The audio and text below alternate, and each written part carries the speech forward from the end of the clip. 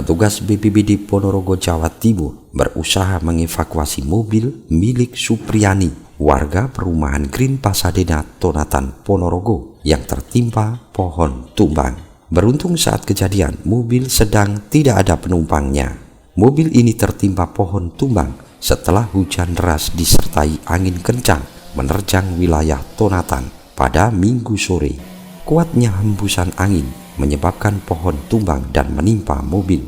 Angin kencang juga menyebabkan atap rumah warga rusak. Genting rumah dihempas angin kencang. Awalnya gimana?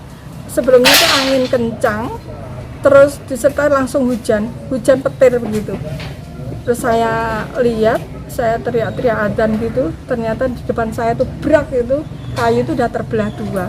Akhirnya kena sama kayu sebelahnya, terus itu senden di mobil itu. Tetangga-tetangga belakang tuh rata-rata gentengnya itu rontok. Yang bagian belakang itu Bahwa terjadi pohon tumbang menimpa mobil di perumahan Pasadena di Kelurahan Tonatan. Juga ada beberapa rumah yang gentengnya rontok. Juga ada pohon tumbang yang mengenai kabel listrik PLN.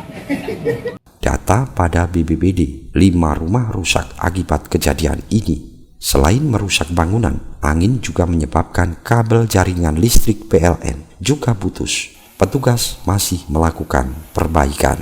Dari Ponorogo, Tim Liputan Garda TV.